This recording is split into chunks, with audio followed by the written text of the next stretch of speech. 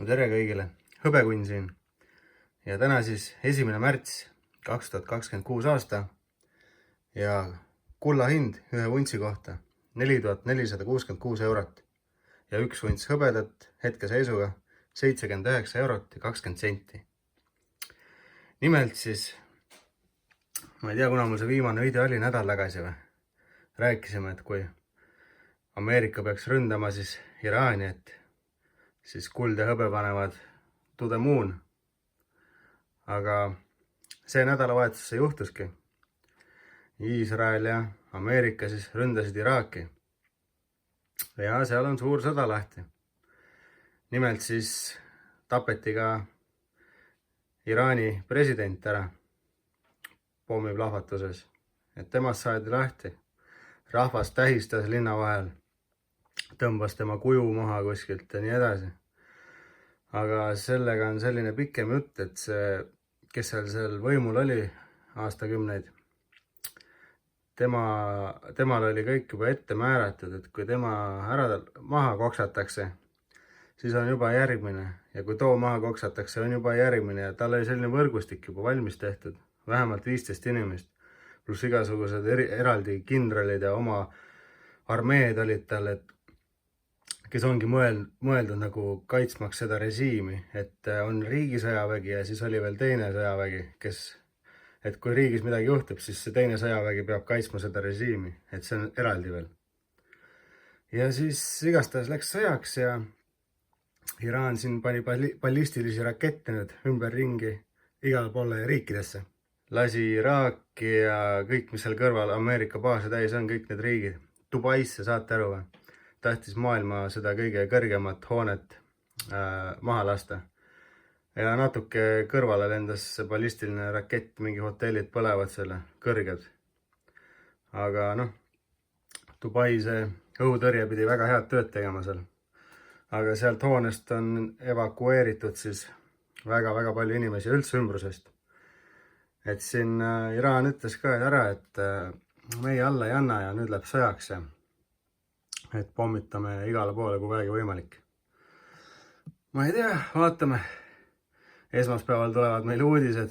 Praegu juba on näha palju videosi, mis seal kandis toimub ja palju infot tuleb peale, aga esmaspäeval, kui turud avanevad, siis minu arvamist mööda kuld hõbe lähevad kõvasti ülespoole ja lisaks sellele nafta hind üle maailma tõuseb, sest väga suur osa kogu maailma naftast tuleb Iraanist. Ja Iraan paneb selle väikse väina seal kinni või mis see, kus need laevad seal läbi käivad. Miine täis ja kuradi oma laevadega selle. Ühesõnaga nafta ei pääse mujale maailmasse. Ja see tähendab seda, et nafta hind tõuseb. Ehk siis tõmmake paagid naftat täis ja väärismetallide kohta ma ei tea, mis ma teile soovitada oskan. Kogu aeg olen ju rääkinud, et kui hinnad on all, siis tasuks juurde osta. Aga nüüd, kui nüüd sõjaks läks, noh, täna pühapäeval ehk jõuate veel kuskilt midagi krahmatamale, aga homme, kui turgudel kaos hakkab, siis võib-olla olete juba hiljaks jäänud, sest kui te siis peaks ostma, siis ostate jälle kõige tipus omale seda metalli. Aga nüüd on sellised lood veel lisaks, et me ei tea, kuna see sõda lõpeb. Et Afganistan ja USA olid ju 10 aastaid sõjas ja ikka põhimõtteliselt kumbki ei võitnud. USA lõpuks tõmbas sealt välja ju. Ja kui peaks Iraaniga sama teema olema, siis meil on aastate pikkune pulliturg siin ees ootamas, ma arvan, väärismetalle. Et küll jah, ma ei oska öelda niimoodi nüüd kohe, et mis siis saama hakkab, aga kindlasti esmaspäeval, kui turud avanevad, on metallid üleval, 100%. Mis veel? Pakistan ja Afganistan läksid siis sõtta oma vahel. Samamoodi seal samas kandis. Pakistan siis ütles, et kuradi Taliban seal Afganistanis, et terroristid raisk, lööme maha ja läksid sõtta oma vahel. Piirialades on juba palju hukkunuid ja pommitatakse retsilt, et eks nüüd näha ole, mis seal Saudi Araabiates ja üldse seal moslemi riikides saama hakkab, et Iraan on ju nende kõigi isa seal, kõige suurem ja kõige võimsam väidetavalt, et aga noh, Iisrael ja USA ikka kaitsevad ja lisaks ma arvan, neil on palju seal ümberringi neid abikäsi veel. Ja Euroopa on ka öeldud, et kindlasti aitame selle terroristliku rühmituse vastu, kui vaja. Nii et sellised lood siis täna. Lisaks, kui oli väikene, kuidas öelda, neljapäevane päev, hõbeda hind oli veel all, reedel ta hakkas tõusma ju, siis sai jälle juurde ostetud natuke hõbedat ja sellest hõbedast sai tehtud selline vinge pealuu, puhtast hõbedast siis.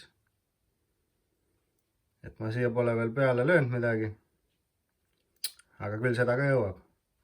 Aga see on üle 2 untsi siis hõbedat siin ja minu arust väga vinge. Ja võib-olla panen kunagi ühe müüki, 2 tükki tegin ja rohkem neid ei tule kunagi samasuguseid, sest kuidas ma neid tegin, siis see vormike mul läks katki ja parandusi ei viitsi teha ja ongi äge, kui neid on vähe. Ühesõnaga 2 tükki neid tehti ja kui kunagi peaksite ühte sellist nägema, siis teate, et hõbekunn selle tegi. Aga sellised lood siis. Selline väike video siia 1. märtsi aastal 2026. Siin oli hõbekunn, nagu ikka. Olge tublid, like, subscribe ja kõik muud värgid, et näeme juba järgmises videos. Tšau!